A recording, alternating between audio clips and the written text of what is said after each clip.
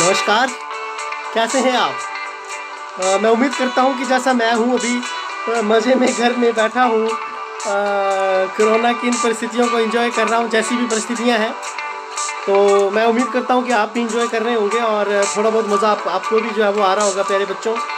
तो आज डेमोन्स्ट्रेशन के लिए ऐसे ही खेल खेल में मैंने सोचा कि क्यों ना एक वीडियो आपके लिए बनाई जाए और चेक किया जाए कि इस वीडियो का कैसा इम्पैक्ट पड़ता है।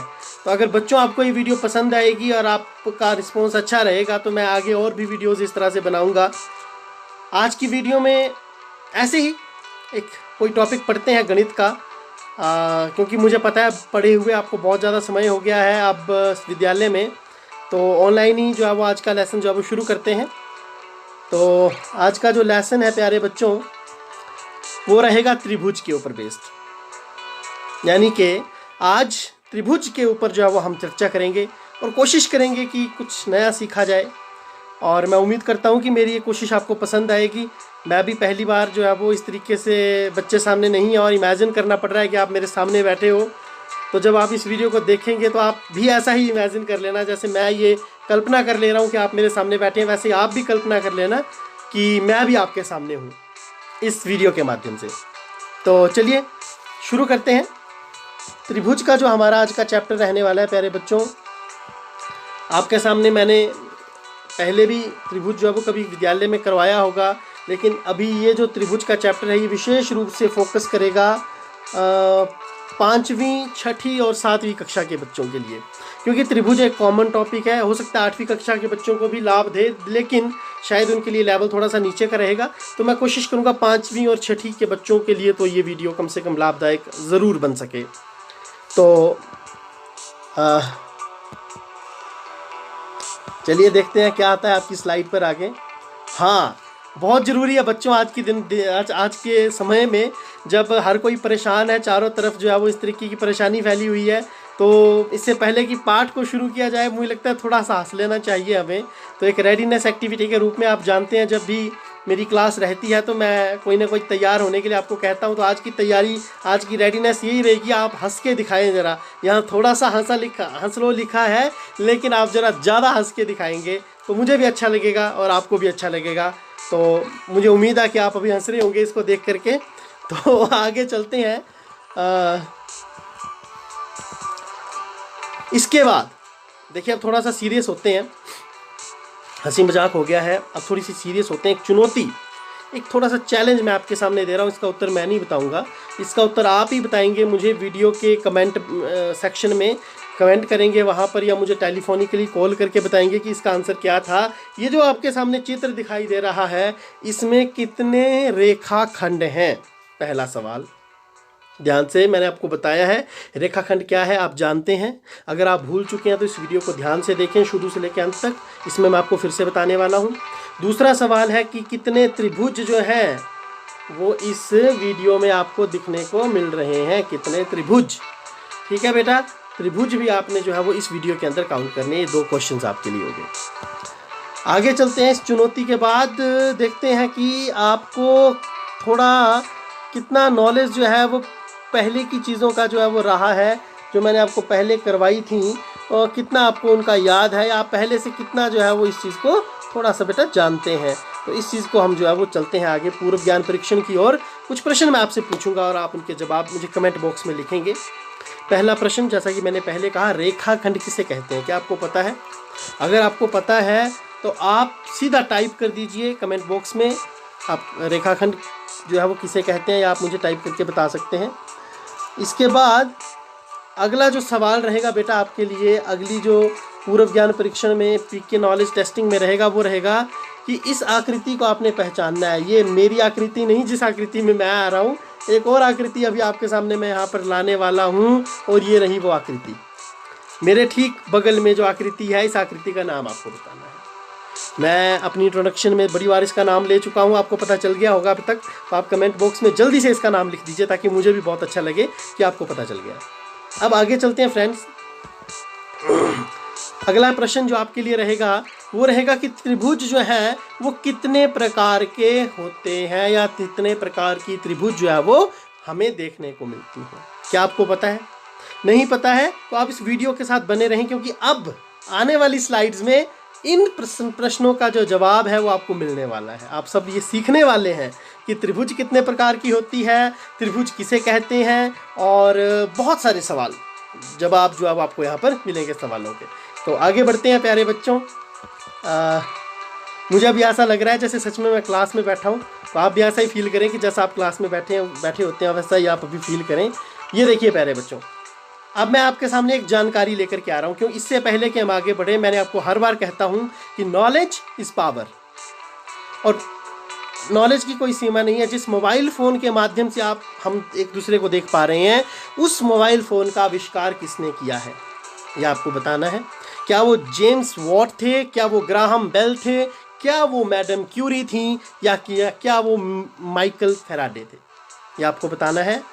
तो मैं 3 तक गिनता हूँ, अगर आप बता सकते हैं तो कमेंट बॉक्स में लिख दो, अदरवाइज़ मैं इसका आंसर आपको बता देता हूँ। 1, 2 और 3। तो अगर आपने बता दिया है तो मुझे पता चल जाएगा कमेंट बॉक्स में, अदरवाइज़ इसका सही जवाब जो है वो है ग्राहम बेल। तो आगे चलते हैं फ्रेंड्स, बच्चों आपने ये याद रखना है। अब मैं आपको जो है वो एक छोटा सा आपके मैं एक चुटकुला सुनाता हूँ। थोड़ा सा माहौल को बड़ा ज़्यादा सीरियस भी नहीं हमने बनाना है, प्यार से पढ़ना है, मज़े मज़े में हमने पढ़ना है कि जैसे मज़ा आए हम सबको पढ़ने में।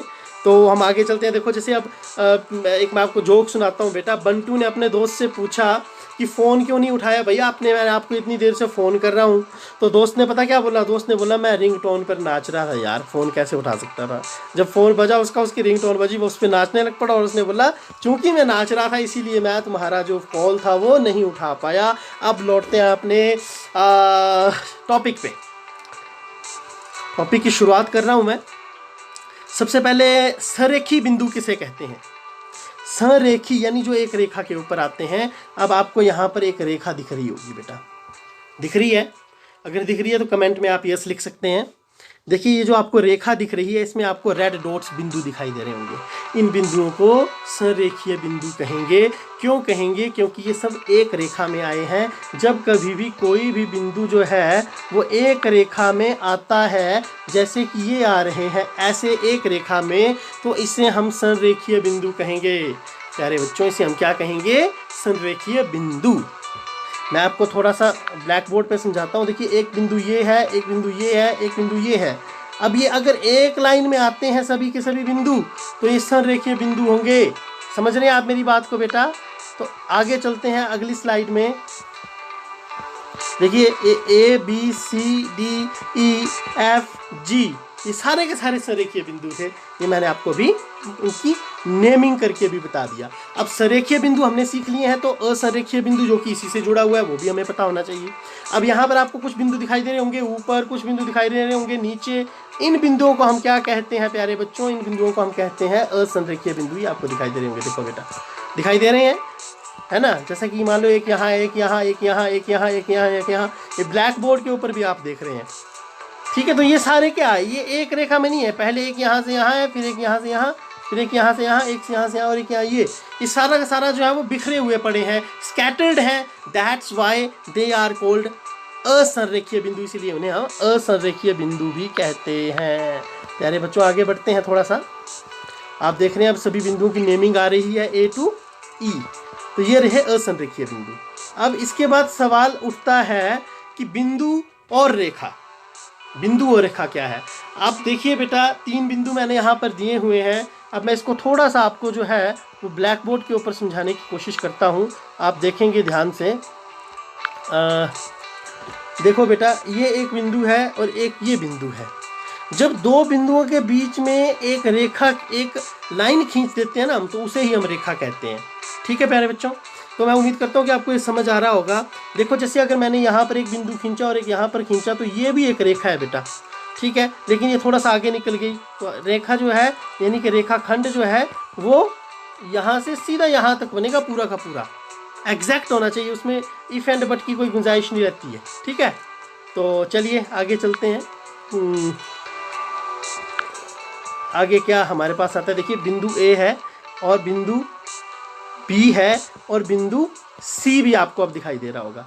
अब इन सभी बिंदुओं के बाद आप इस रेखा को देखिए और इसके बाद आपको मैं अगली स्लाइड में दिखाता हूँ बहुत ही खास चीज़, आप ध्यान से देखिए।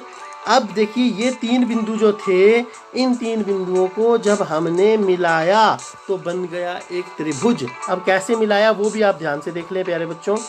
ठीक है, मैं आपको थोड़ा सा ब्लैक बोर्ड पे दिखा देता हूँ। एक बिंदु जो है एक बिंदु यहाँ पर है, एक बिंदु यहाँ है और यहाँ है। इस बिंदु को मैंने यहाँ मिलाया, इस बिंदु को यहाँ मिलाया और इसको यहाँ मिलाया, तो ये जो रेखा, ये जो बना कंसेप्ट सारा का सारा, ये बना त्रिभुज। ये क्या बन गया? ये त्रिभुज बन गया प्यारे बच्चों। ठीक है, तो अब आप देखिए, ध्यान से आगे चलते जाएंगे हम। जो त्रिभुज है, अब आप समझ गए होंगे त्रिभुज क्या है, लेकिन थोड़ा सा मैं और डिटेल में आपको थोड़ा सा त्रिभुज के बारे में बता देता हूँ। देखिए 3 सरल रेखाओं से घिरी आकृति, 3 सरल रेखाओं से घिरी आकृति। देखिए 3 सरल रेखाओं से, रेखाओं को आप मतलब आप समझ गए, एक बिंदु को दूसरे बिंदु से मिलाने वाली, जब मिलकर के जो बनती है वो रेखा होती है। तो 3 सरल रेखाओं को मिलाने वाली, ठीक है, आकृति, 3 सरल रेखाओं से घिरी बंद आकृति को त्रिभुज कहते हैं। यानी कि ऐसी आकृति जो 3 सरल रेखाओं से घिरी हो। सरल का मतलब रेखा ऐसी ऐसी नहीं होनी चाहिए, सरल मतलब सीधी रेखा होनी चाहिए। ठीक है, तो जब 3 सरल आकृतियों से जो बनी हुई बंद आकृति होती है उसको हम त्रिकोण कहते हैं। और त्रिभुज में कितनी भुजाएं आती हैं? देखो बेटा, 1, अब मेरे साथ काउंट करना है, 2 और ये 3, यानी कि टोटल 3 जो इसमें साइड्स यानी भुजाएं जो अब रहती हैं। और एंगल किसे कहते हैं? देखो जब एक भुजा दूसरी भुजा से ऐसे मिलती है तो बीच में जो स्पेस क्रिएट होता है ना बेटा, that is called angle, this is called angle. ये जो जिसके ऊपर मैंने लाइनिंग की बार बार, ये एंगल है, ये कोण है। तो कितने कोण हुए इसमें? देखिए एक कोण तो ये आ गया, एक कोण ये आ गया और एक कोण ये आ गया। कितने हो गए? 3 कोण हो गए इसके अंदर। और त्रिभुज सबसे कम भुजाओं वाला बहुभुज है। देखिए बहुभुज को क्या होता है? भुज क्या हुआ? भुजाएं, और बहु क्या हुआ? एक से ज़्यादा। देखिए कोई भी जो आकृति बनती है वो बंद होनी चाहिए।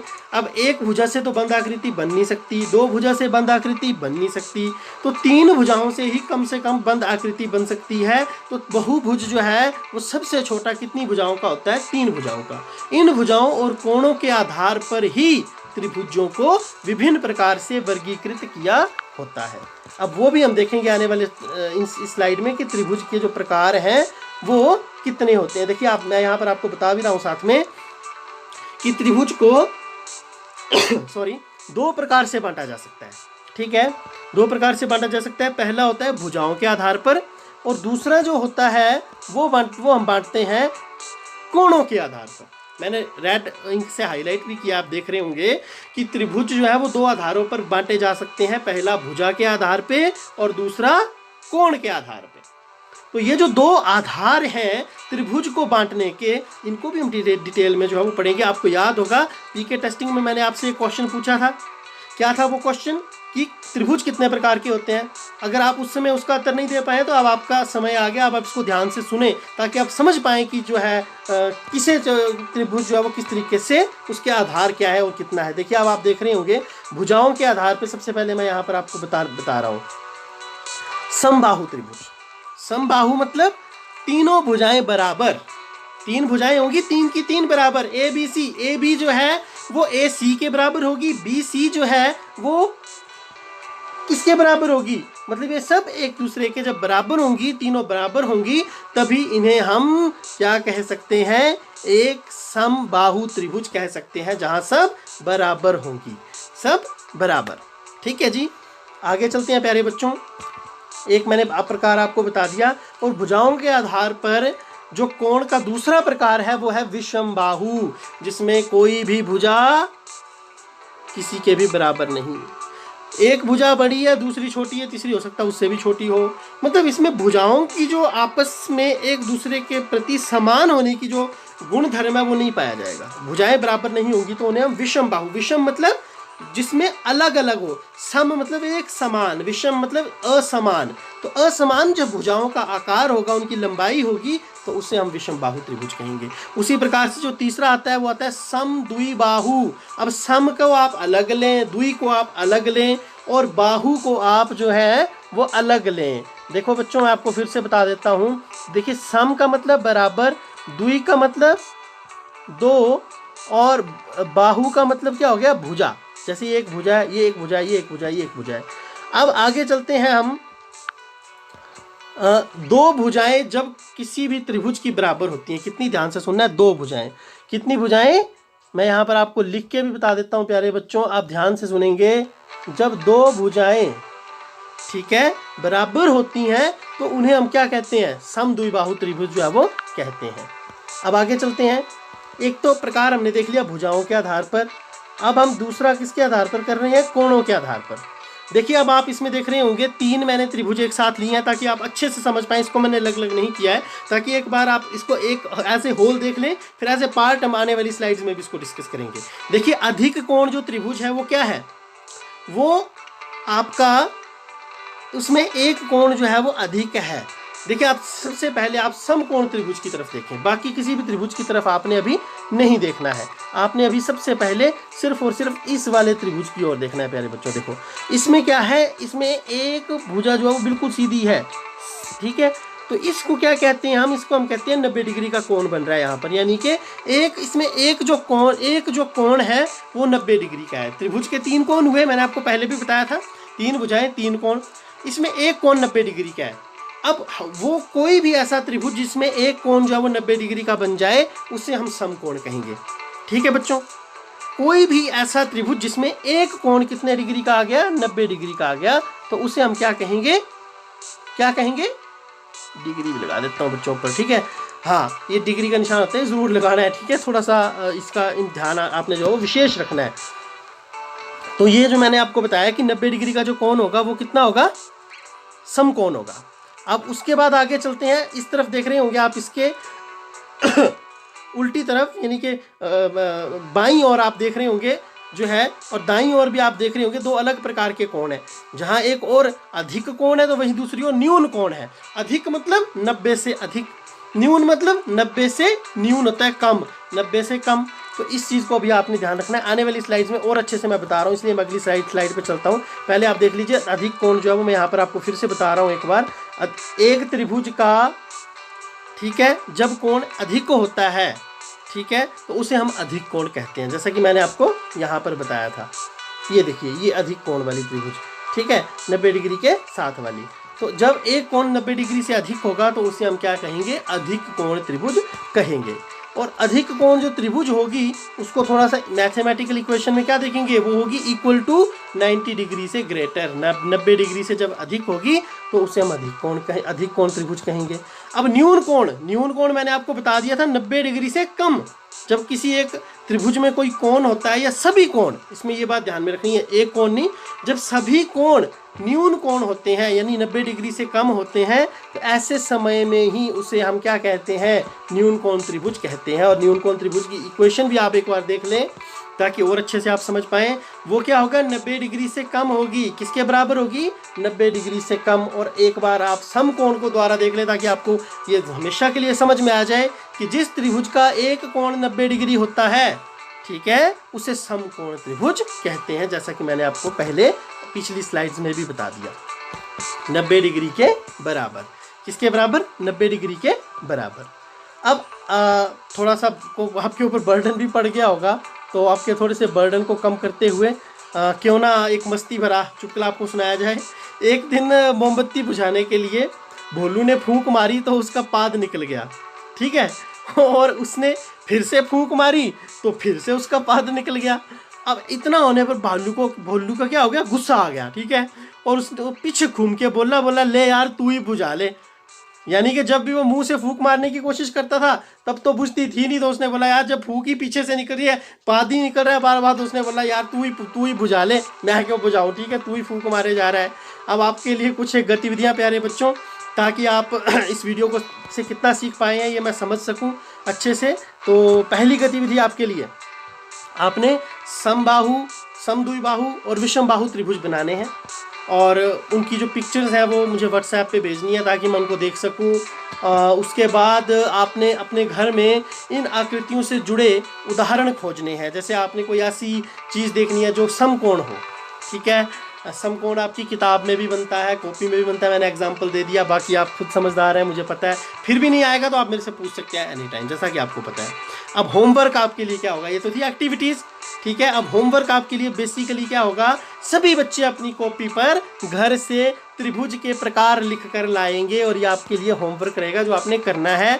और आज की सीख आपके लिए home taking message of today is safe, stay home, stay safe, stay happy, यानी कि आप घर में रहें, सुरक्षित रहें, खुश रहें। और इसी के साथ जय हिंद प्यारे बच्चों, और आप अलविदा, आपसे विदा लेता हूं मैं। फिर ज़रूर मिलेंगे अगली वीडियो में। अगर आपको वीडियो पसंद आएगी तो आप ज़रूर बताना कमेंट बॉक्स में, तो शेयर आप कर सकते हैं तो कीजिए। छोटे बच्चों को पता नहीं वो शेयर कर पाएंगे नहीं कर पाएंगे, लेकिन अगर आप कर सकते हैं तो करें। और पेरेंट्स से मेरी रिक्वेस्ट रहेगी कि अगर आपको लगता है कि आपके बच्चे इस वीडियो को देख के कुछ सीखे हैं, माता पिता, तो वो क्योंकि बड़े होते हैं वो इस वीडियो को शेयर कर सकते हैं, बाकी बच्चों को भी इसका लाभ मिले। जय हिंद, बाय।